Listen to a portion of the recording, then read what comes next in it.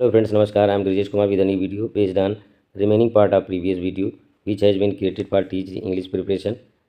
Here question number 111 is given as angry young man is the phrase which was first used in 1956 largely by journalists following the premiere of. Friends यहाँ पर आपको बताना है कि angry young man जो कि एक phrase है ये सबसे पहले 1956 में यूज़ किया गया जर्नलिस्ट के द्वारा सबसे ज़्यादा। तो ये किस प्रीमियर में आता है ये आपको बताना है।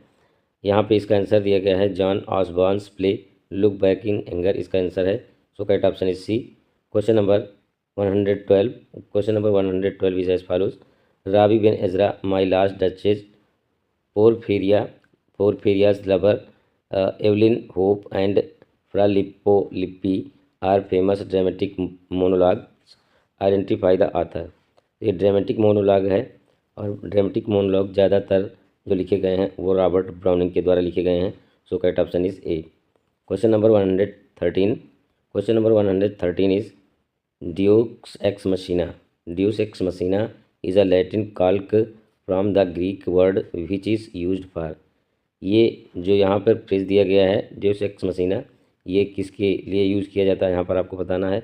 इसका आंसर यहाँ पर दिया गया है God from the machine. So correct option is D. Question number 114 is when a sheet is folded to make 12 leaves it is known as.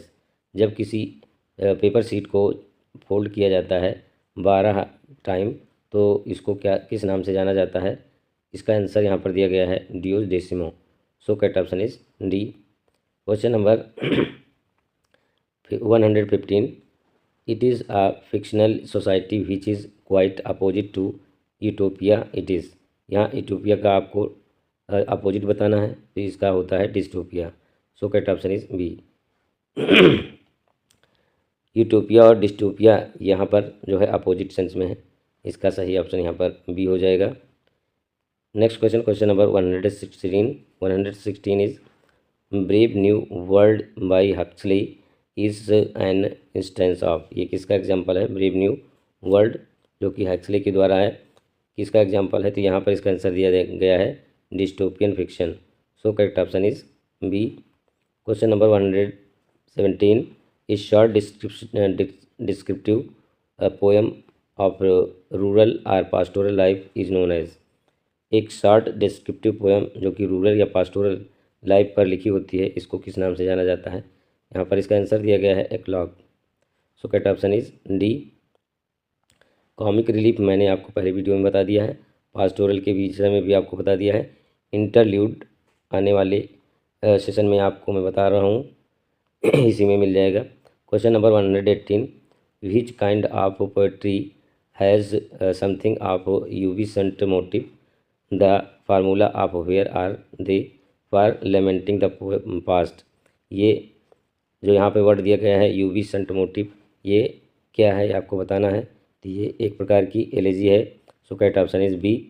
Question number 119 Lycidas Thyrsis and Adonais ये क्या है आपको यहाँ पे बताना है।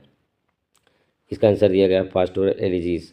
So correct option is C. Question number 120 is Spenser's Astrophel is written on the death of. Spenser का Astrophel ये किसके डेट पर लिखा गया है, इसका आंसर करना है। तो ये लिखा गया है फिलिप सिडनी की डेट पर। So correct option is A. Question number 121 understanding and entering into another's feeling is known as. ये लिटरेरी डिवाइस से लिया गया है, इसको इपैथी के नाम से जाना जाता है। सो करेक्ट ऑप्शन इज ए जिसका अर्थ होता है सहानुभूति। सहानुभूति इसका हिंदी में अर्थ होता है। Next question question number 122 question number 122 is as follows. Yes here is question number 122 this term is used for the continuation of sense and grammatical construction from one line of the poem to the next line it is. इसका answer आपको करना है। तो ये एंजाममेंट के नाम से जाना जाता है। सो करेक्ट ऑप्शन इज सी।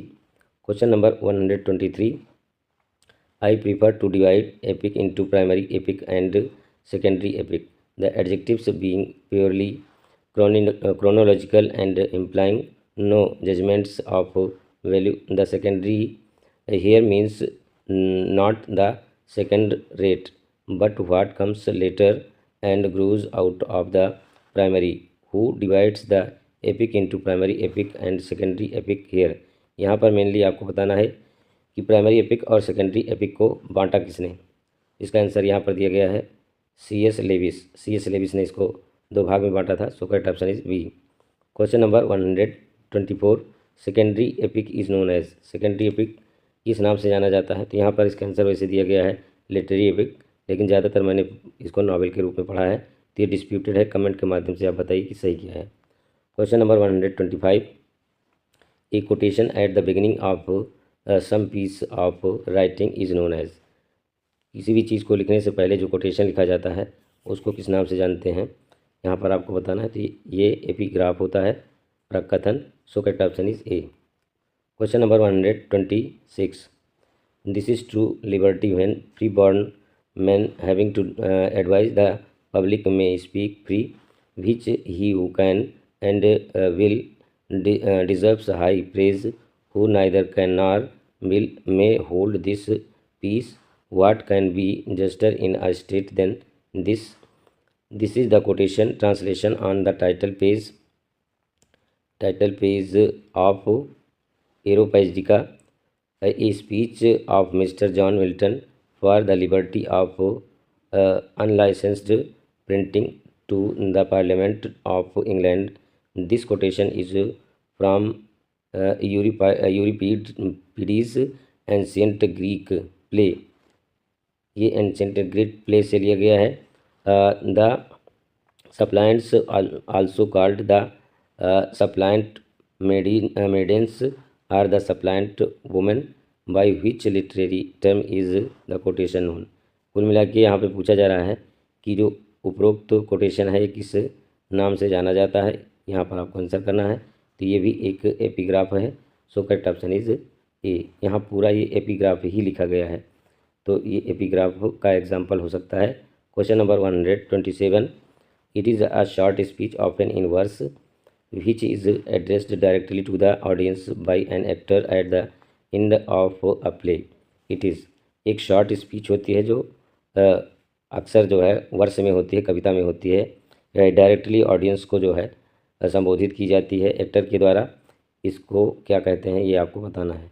यहाँ पर इसको एपिलॉग कहा जाता है, जिसको आप कहते हैं इंट्रोडक्शन भी आप कह सकते हैं।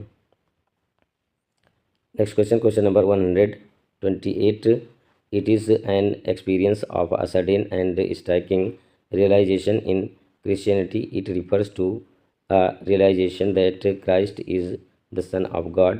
It reveals the manifestation of God's presence.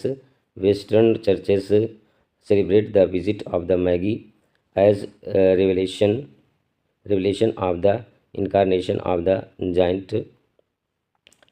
infant Christ. They celebrate it on January 6. It is ये कुल मिला के क्राइस्ट के विषय में पूछा गया है कि क्राइस्ट के लिए जो सेलिब्रेशन किया जाता है उनके बॉर्न पर, उसको किस नाम से जाना जाता है। यहाँ पे दिया गया है एपिफैनी और नन ऑफ दीज। तो यहाँ पर एपिफैनी के नाम से जाना जाता है, वैसे डिस्प्यूटेड है मेरे हिसाब से। तो आप कमेंट के माध्यम से बताइए कि इसका सही आंसर क्या है। क्वेश्चन नंबर 129, ए सॉन्ग और poem in honour of a marriage is known as. जो मैरिज के लिए सॉन्ग गाया जाता है इसको किस नाम से जानते हैं? तो यहाँ पर इसका आंसर दिया गया है epithalamium. So correct option is A. Marriage song इसको कहा भी जाता है, एपिथैलेमियम को।